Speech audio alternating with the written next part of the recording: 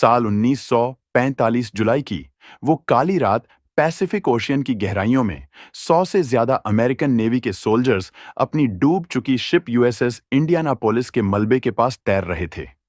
चारों तरफ बस पानी ही पानी मौजूद था। बचने की उम्मीद लगभग खत्म हो चुकी थी, मगर इस सबसे ज्यादा डर था वह खतरा जो उनके चारों तरफ मंडरा रहा था। यह खतरा था ग्रेट व्हाइट शार्क का।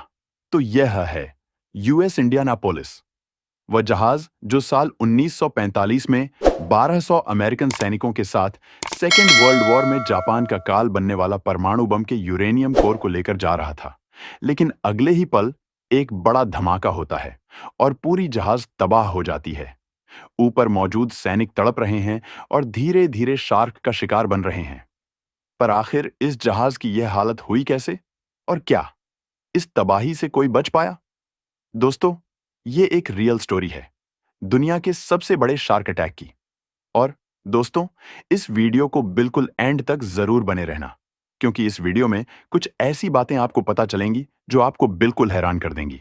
साल 1945 सेकंड विश्व युद्ध अपने अंतिम और सबसे निर्णायक चरण में था। अमेरिका ने अपने गुप्त मैनहट्टन प्रोजेक्ट के तहत दुनिया का पहला परमाणु बॉम्ब बनाने का काम पूरा कर लिया था। लेकिन इस बॉम्ब के लिए जरूरी सबसे महत्वपूर्ण सामग्री यूरेनियम कोर को सुरक्षित रूप से टाइनिंग तक पहुंचाना था, जहां से इसे जापान पर गिराने की योजना बनाई गई थी। जिस काम की जिम्मेदारी दी गई थी, अमेरिका के सबसे एडवांस्ड और सिक्योर वॉरशिप यूएसएस इंडियानापोलिस को 16 जुलाई 1945 को यूएसएस इंडियानापोलिस ने हंटर्स पॉइंट नेवल शिपयार्ड से अपनी यात्रा शुरू की।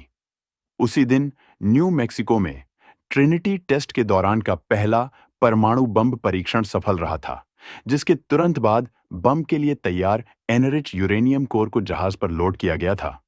अब आपकी जानकारी के लिए मैं बता दूं कि यही यूरेनियम कोर बाद में हिरोशिमा पर गिराए गए बॉम्ब लिटिल बॉय में यूज किया गया था। इस कोर को जापान के पास के टानिया आइलैंड तक ले जाने का मिशन इतना गुप्त था कि शिप के कैप्टन चार्ल्स मैकवे तक को यह नहीं बताया गया था कि वो आखिर क्या ले जा रहे हैं। उन्हें बस इतना कहा गया था कि यह सामान हर हाल में टानिया आइलैंड तक पहुंचना चाहिए। सुरक्षा का कोई बंदोबस्त नहीं किया गया था। ना तो जहाज को किसी डिस्ट्रॉयर एस्कॉर्ट का सपोर्ट मिला और ना ही रास्ते में बॉम्ब के स्कोर से होने वाले खतरों की जानकारी दी गई। फिर भी यूएसएस इंडियानापोलिस ने अपनी यात्रा रिकॉर्डेड समय में पूरी कर ली। दुश्मन की सबमरीन से बचते हुए यह जहाज अंततः टानिया आइलैंड पहुंच गया। यहां जहाज ने अपना सामान सुरक्षित रूप से उतार दिया। इस मिशन की सफलता ने सेकेंड वर्ल्ड वॉर के रिजल्ट को पूरी तरह तरह से बदल दिया, क्योंकि अब परमाणु बम को टानिया आइलैंड से असेंबल करके इटली जापानीज सिटीज पर गिरा दिया गया। तो टाइन आइलैंड पर गुप्त मिशन पूरा करने के बाद यूएसएस इंडियानापोलिस को गुआम और फिर फिलीपींस के लिए रवाना किया गया। यह यात्रा एक नई तबाही की शुरुआत थी। 29 जुलाई 1945 की रात जहाज पैसिफिक ओशियन में तैर रहा था। समुद्र शांत था और चालक दल अपने सफल मिशन का जश्न मना रहे थे। लेकिन इस शांत माहौल के पीछे एक घातक खतरा मंडरा रहा था। जापानीज सबमरीन I-58 ने यूएसएस इंडियानापोलिस को अपने रडार पर देख लिया था। इस तरह की सबमरीन को जापान द्वारा खास तौर पर अमेरिकन जहाज़ों को निशाना बनाने के लिए तैयार किया गया था, और इसने यह काम किया भी। सबमरीन की कमांड संभाल रहे जापानीज कैप्टन हाशमोटो ने बिना देरी किए 6 टोरपीडो सीधा यूएसएस इंडियानापोलिस की ओर दाग दिए, जिनमें से 2 सीधा जहाज से टकरा गए। पहला टोरपीडो जहाज के आगे वाले हिस्से से टकराया, जिससे एक भयंकर विस्फोट हुआ। दूसरा टोरपीडो जहाज के बीच वाले भाग में फटा, जहां फ्यूल और बारूद का स्टोरेज था। इसके कारण इतना बड़ा धमाका हुआ कि जहाज का इलेक्ट्रिकल सिस्टम और इंजन तुरंत ही बंद हो गया और जहाज में एक बड़ा छेद हो गया, जिससे तेज गति से पानी अंदर भरने लगा। सिर्फ 12 मिनट्स में यूएसएस इंडियानापोलिस समुद्र में समा गया। जहाज पर मौजूद 1195 सैनिकों में से लगभग 300 तुरंत ही डूब गए। बाकी बचे हुए 900 सैनिक लाइफ जैकेट्स और जहाज के बचे हुए मलबे के सहारे तैरकर अपनी जान बचाने की कोशिश कर रहे थे। लेकिन उन्हें इस बात का अंदाजा नहीं था कि पानी की गहराइयों से अभी भी दुश्मन उनकी जान लेने के लिए आने वाले हैं। पर क्या वे बच पाएंगे या यह समुद्र उनकी कब्र बन जाएगा? इसे जानने से पहले हमें इस कहानी में थोड़ा पीछे चलना होगा।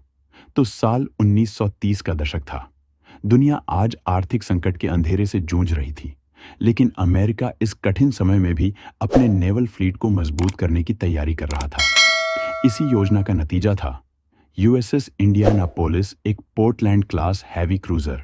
186 मीटर लंबा और 10,000 टन वजनी यह जहाज इंजीनियरिंग का एक अजूबा था, जिसकी सबसे बड़ी खासियत थी इसकी स्पीड। यूएसएस इंडियानापोलिस बिना रिफ्यूलिंग किए 24,000 किलोमीटर की दूरी तय कर सकता था।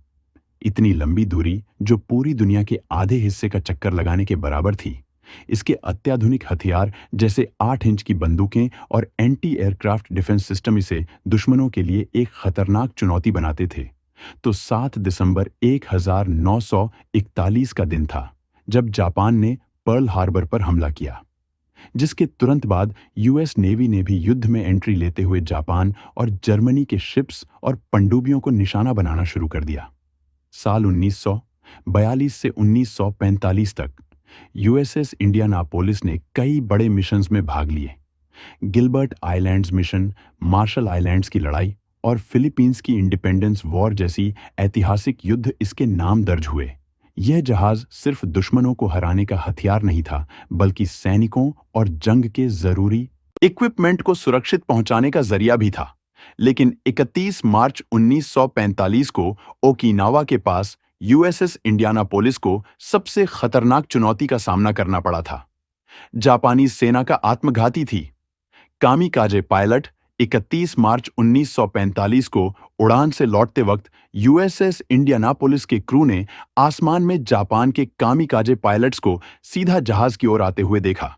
सभी को पता था कि यह कामिकाजे पायलट सीधा जहाज से टकरा रहा है, और अगर यह जहाज से टकरा गया तो प्लेन पर मौजूद एक्सप्लोसिव जहाज को पूरी तरह से बर्बाद कर देगा। गंभीर सिचुएशन देखते हुए क्रू ने तुरंत कामिकाजे प्लेन पर अंधाधुंध फायरिंग शुरू कर दी, जिसका असर भी दिखा और यह प्लेन इंडियानापोलिस जहां से दूर समुद्र में जाकर गिर गया। लेकिन जैसे ही क्रू ने आसमान की तरफ देखा, उनका दिल दहशत से भर गया। आसमान से एक बॉम्ब सीधा शिप की तरफ आ रहा था।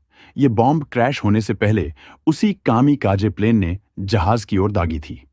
अब जो भी हो, अब बम से बचने का कोई भी रास्ता नहीं था। अगले ही पल यह बम सीधा इंडियानापोलिस से टकरा जाता है, लेकिन किस्मत से वो फटने के बजाय से टकराते हुए उसे चीर कर शिप के नीचे समुद्र में चला जाता है। लेकिन यह शायद शिप के क्रू के किस्मत नहीं थी, बल्कि बदकिस्मती थी, क्योंकि अब उनके साथ जो आगे होने वाला था वह और भी भयानक था। इस इंसिडेंट के बाद यूएसएस इंडियानापोलिस में हुए भारी नुकसान की मरम्मत के लिए इसे मेयर आइलैंड नेवल शिपयार्ड भेजा गया था। लेकिन यूएसएस इंडियानापोलिस की अगली यात्रा अब तक की सबसे खतरनाक यात्रा बनने वाली थी। इसे एक सीक्रेट मिशन सौंपा गया था, जो इसे इतिहास में अमर कर देने वाला था। यह मिशन था मैनहट्टन प्रोजेक्ट, जिसके तहत इसे परमाणु बॉम्ब के महत्वपूर्ण यूरेनियम कोर को ट्रांसपोर्ट करना था। अब सोचिए, रात के अंधेरे में चारों तरफ फैले हुए सन्नाटे के बीच एक ऐसा समुद्र जो सिर्फ आपकी चीख का गवाह बन रहा हो। यूएसएस इंडियानापोलिस के डूबने के बाद ऐसा ही कुछ दृश्य पैसिफिक ओशियन में तैरते हुए 900 सैनिकों के सामने था। चारों तरफ खून से सना हुआ पानी, तेल और विस्फोट के धुएं का गुब्बार, और तैरने के लिए सिर्फ एक लाइफ जैकेट का सहारा। यह वो पल था जो किसी के भी होश उड़ा सकता था।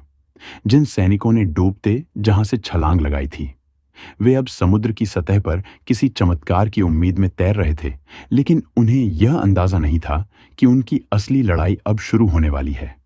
अंधेरे के सन्नाटे में गहराइयों से एक दुश्मन उनकी तरफ बढ़ रहा था। यह दुश्मन कोई इंसान नहीं था, बल्कि समुद्र का सबसे खतरनाक शिकारी शार्क था।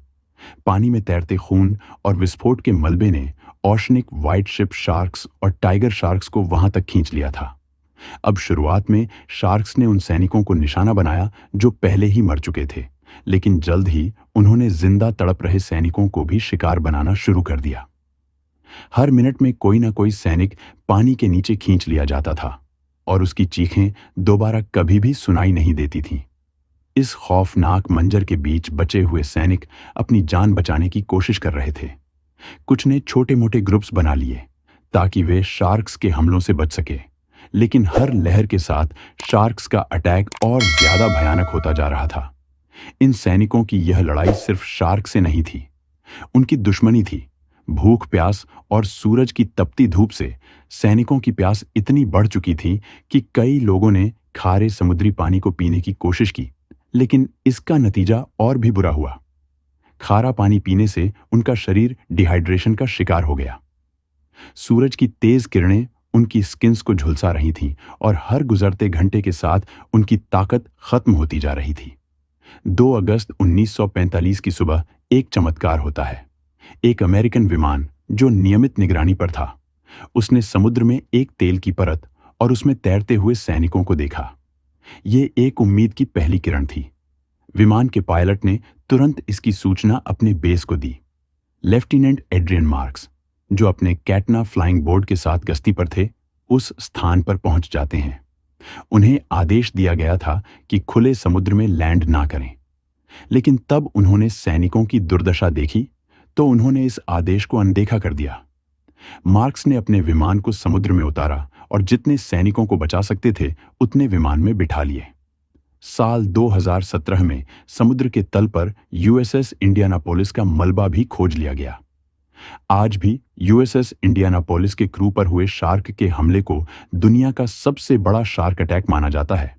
वैसे यहाँ कुछ लोगों का यह भी मानना है कि असल में शार्क्स द्वारा क्रू पर हमला करने की बात एक झूठ है और यह शार्क्स सिर्फ डिहाइड्रेशन से तड़प रहे सैनिकों का इल्यूजन थे। वैसे आपको इस घटना के बारे में क्या लगता है? क्या वाकई में यहाँ शार्क्स अटैक्स हुए थे या फिर ये केवल इल्यूजन था? नीचे कमेंट सेक्शन खुला है, अपनी राय लिखकर जरूर बताना दोस्तों। वीडियो पसंद आया और कुछ नया सीखने को मिला तो इस वीडियो को लाइक कर देना और अपने दोस्तों के साथ जरूर शेयर करना। अगर आप नए हो चैनल पे तो इस चैनल को सब्सक्राइब करने के साथ साथ नोटिफिकेशन बेल को ऑन कर देना।